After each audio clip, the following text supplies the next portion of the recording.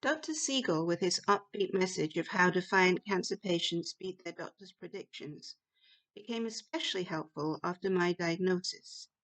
He taught me that I wasn't a marked ill person, but someone who might, like so many patients of his, simply defy cancer. He spoke of doctors who would depress and wound patients, contrary to the Hippocratic Oath, by telling patients that, for example, they only had a 1 in 10 chance of survival. By contrast, he extolled them to reverse the odds, to think of themselves as the 1 in 10 who would survive. This was important to me as I had an oncologist who was dissatisfied that my body couldn't tolerate an aromatase inhibitor, anastrozole usually prescribed to post-breast cancer patients, and who had a nurse phone me to say that by not taking it, I had a high risk of recurrence. I'm not a number, not a statistic who, now cancer-free, could be made to live in fear. We all run a high chance of dying before we are 100. Dr. Siegel's theories on cancer included even seeing sufferers as having a positive experience, when they felt this risk of death gave them a chance to do what they always wanted. These were the ones who survived and, beyond that, thrived. From his YouTube videos to his book, Love, Medicine, and Miracles, Siegel's message is quite one note, yet he was a pioneer among doctors for seeing the patient as a whole person, not a body that could be reduced to an illness. Dr. Siegel, like Dr. Herb Benson, believes in the importance of God in the process of healing and remaining free from disease. Dr. Benson includes a disclaimer at the end of his book, Timeless Healing, admitting that he is a scientist who believes in God. Throughout this book, he stresses the importance of faith, because faith provides community and acknowledges the spiritual realm outside of us. As Shakespeare says through Hamlet, there are more things in heaven and earth, Horatio, than are dreamt of in your philosophy. I don't claim to be a scientist, and so it's easier for me to write about my personal experiences connected to my faith. From our human connections and acknowledgement of our humanity, I find it natural to branch out to God and faith, because God makes us human. However, in this chapter, I will confine myself to describing what helps in the fight against this disease on the human level. Cancer is frightening because it leads us to dwell on death, and when we contemplate death, we need to find ways to endow this life with purpose. One way is through empathy with others. Everybody dies alone because only they are aware of what it feels like to transit from one state to another. In terms of bodily suffering, everyone also suffers alone.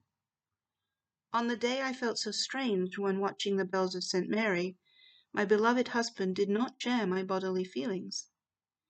I also cannot share the pain, weakness, and confusion those suffering from illness today feel.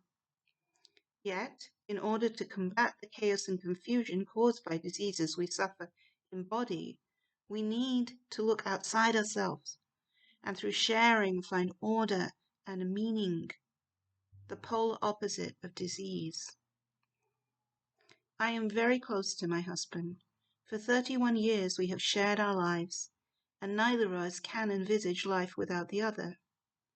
Through every step of the cancer experience, my husband was with me, praying for me daily, then and now, caring for me in my weakness after the operation, and standing with me when doctors were discouraging. He indulged me, monetarily, by buying a picture and a figurine of angels who stood for strength in the fight. He washed me, he kissed me, and held me. I know my remaining years on earth not to disregard the rest of my family, whom I dearly love, are important only insomuch as I can share them with my soulmate. Whether one is married or not, it is important for everyone to seek support. My support and rock was and is my husband. Others may have different support. In every case, though, it is important for us to express our feelings for those we love.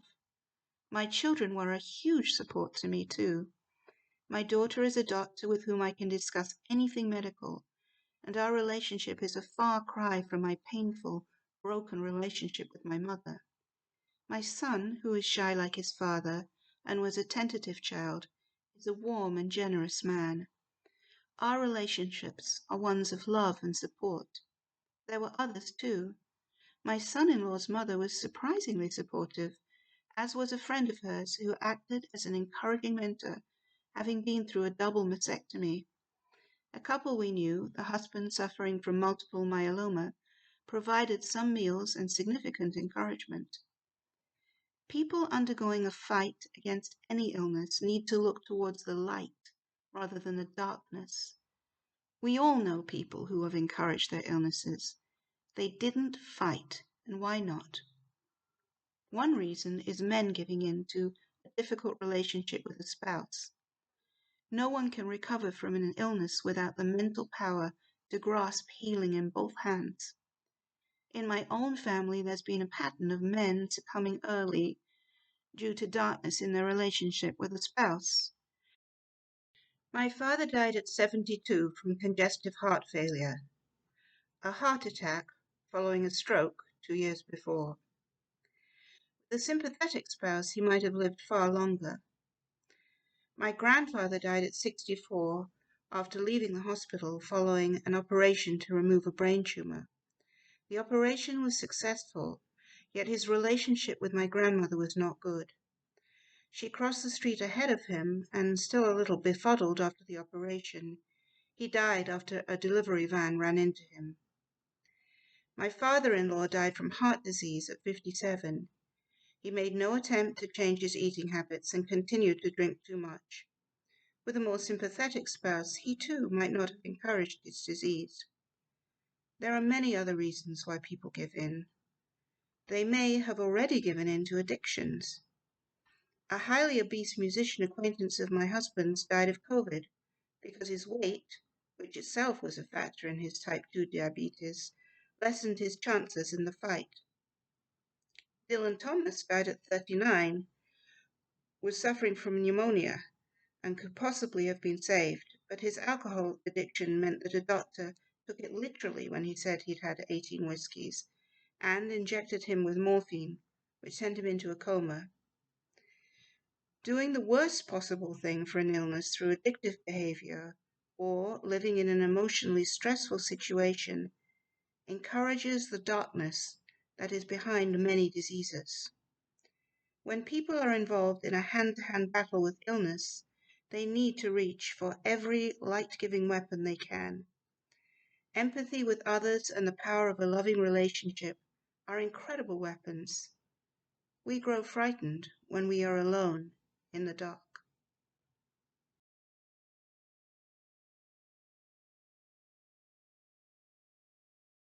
In the coming chapters, I will record experiences I had with angels and Jesus. But first I will further explore more the weapons of light we can connect with here on earth. At the risk of sounding like an old-time preacher, drink and drugs are definitely tools of the devil. Greed and materialism are as well. Why should wanting material things be detrimental to health?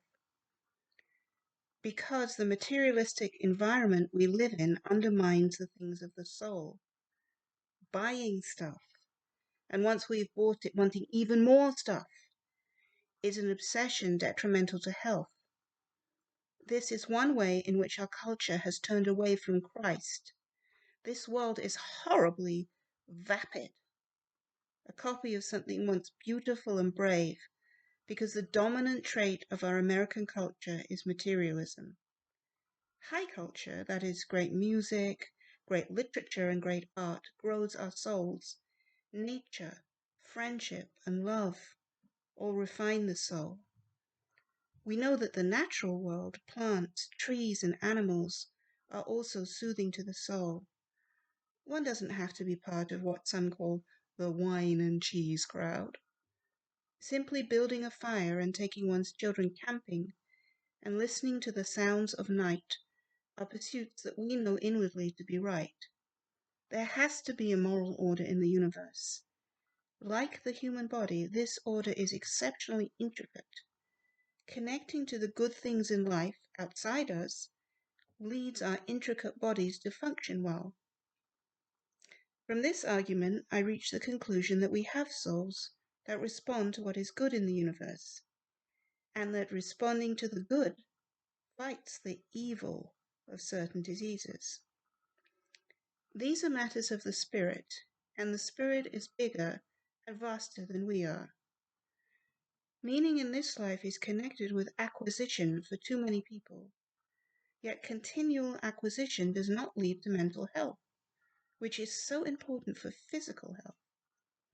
Some are now turning to yoga or meditation or a philosophy of mindfulness in order to experience each moment intensely. The Bible is also a great source of comfort. In order to survive physically, we need to be strong spiritually, for the two areas are directly connected. It is extremely important for anyone with a medical diagnosis to be strong mentally, and this means not becoming the illness. After being diagnosed with cancer until I became cancer-free and developed this outlook, I kept viewing myself as a defective person who somehow had no right to experience simple pleasures in life and was now consigned to a darkness as dense as the abnormal cells.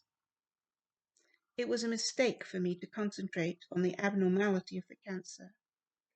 Many doctors, unfortunately, tend to see cancer as the victor, which we can elude by cutting body parts out. One of my surgeons told me after a nipple skin graft that it was good that half of the nipple had been lost, because that lessened the chance of cancer in the milk ducts.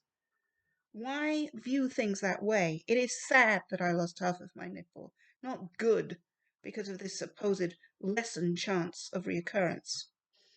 Many women, after getting cancer in one breast, choose to have the other removed in order not to possibly get cancer in the other breast. Radiation is also recommended too easily. If someone is cancer-free after a very small malignant tumor, why tell this person that not having radiation increases the risk of its return? After my own cancer, I tended to sometimes alienate myself from the light-filled things of the world, which we must experience in defiance of illness in order to heal. We need to reconnect to memories of health, joy, happy times in childhood, whatever has meaning for us. Lying on the sofa one afternoon, I listened to the birdsong effects that begin Grantchester Meadows by Pink Floyd. Because I even identified the song, such as the intricate way in which the brain processes sound and memory, I knew these were the variety of birds I'd heard growing up. The sound was clear and a long way from the defeatist muddle of cancer. As I listened, I was suddenly transferred to England and the sounds of a quiet, temperate English summer. I started to reclaim a part of myself that the cancer had taken away. For anyone diagnosed with cancer, it is important to simply reclaim oneself and to experience those things of light which lead to a feeling of wholeness. Ultimately, this will lead to triumph. Since a strong experience I had at 29, I have believed in God and in His Son, Jesus Christ. Although I belong to no church at present, I particularly adhere to the Catholic faith. At 29, I first set eyes on the man who would be my husband. He did not seem to have the same interest in me that I had in him. So I would pray for him to feel the same way in a church called Our Lady of the Snows in Prague, Czechoslovakia. It was an extremely high-ceilinged church, only the nave of a much vaster conception that was never built.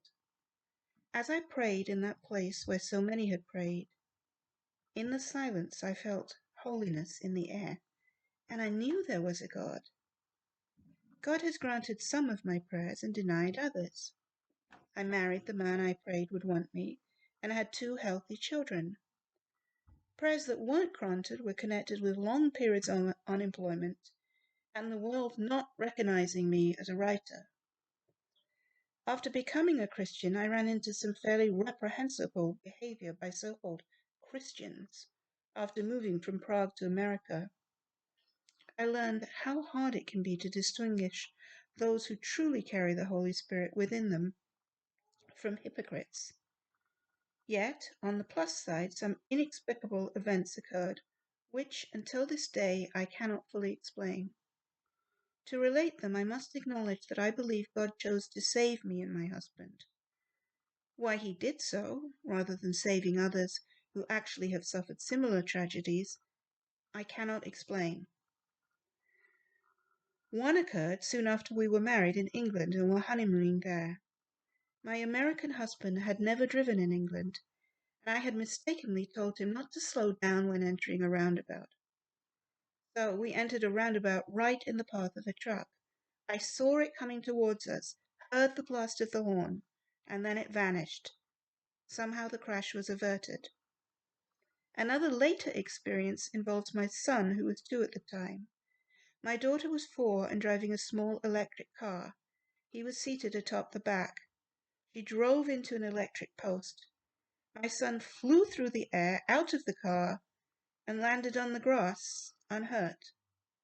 Also, when he was somewhat older, we were on a hiking path above cliffs that descended into a gorge and a river.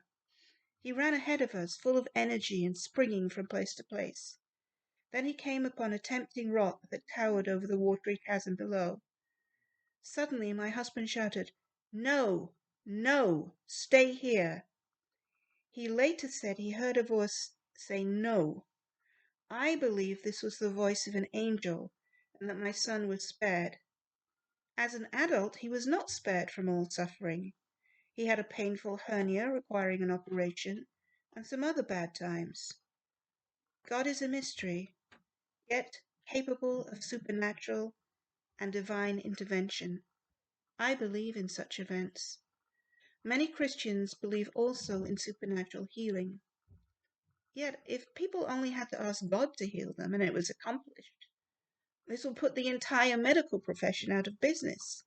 Doctors who had studied for years, researchers and producers of medicine would all be redundant. None of these professions would have any meaning. God does heal, but why he should choose to heal sometimes and not at other times is a complete mystery. Were the healings of Catherine Kuhlman, a well-known faith healer, real? Who knows how or why supernatural healing occurs? I believe it does occur, but while some are healed, others are not.